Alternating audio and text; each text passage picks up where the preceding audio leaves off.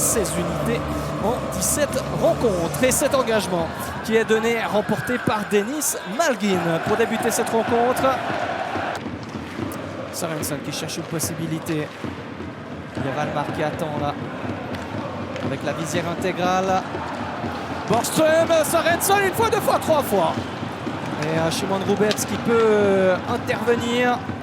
Janssen cherche Sorensen de l'autre côté, on le trouve.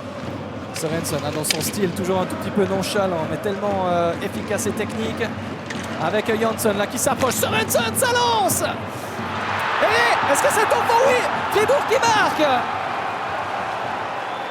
Lukas Wallmark, j'ai l'impression, pour la pousser au fond. La situation était confuse devant Szymon Hrubec. Dans un premier temps qu'on a freiné le puck là du côté de Wallmark. Est-ce qu'il l'a poussé ensuite ou est-ce qu'il est rentré? Ouais, il a glissé. Il a glissé derrière Szymon Hrubec, ce puck.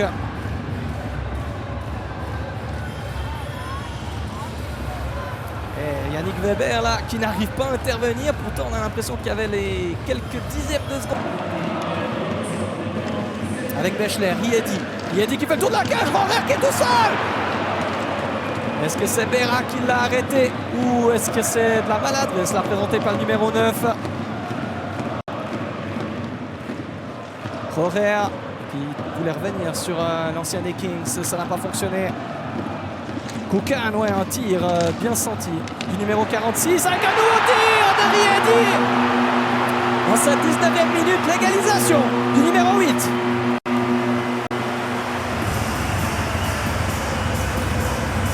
De Willy Riedi, donc à la 19e minute.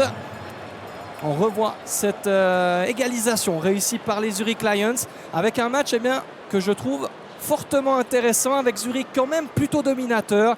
J'espère que c'est aussi votre attaque, ce qu'on peut appeler les chiffres avancés. Voilà pour ce qu'on pouvait dire. C'est cette première période avec, au niveau des ralentis, on l'a revu plusieurs fois pendant la pause, qui se donne à cœur joie pour ne pas perdre la possession. Et finalement elle est perdue cette possession avec Rohrer qui transmet dans la cage.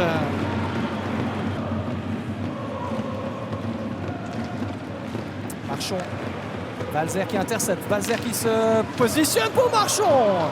Et très bon retour de Freuden.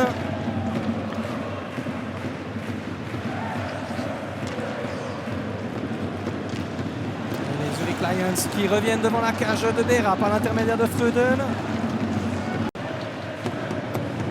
Une fois la défense fribourgeoise qui fait le travail. Match pauvre en but, mais il se passe quand même des choses. Avec une possibilité avec Sigris qui se positionne, Sigris qui va tirer. Et finalement c'est repoussé Bader dans le deuxième temps. Et un sacrifice là devant la cage de Patrick Nemeth avec 47 secondes à faire.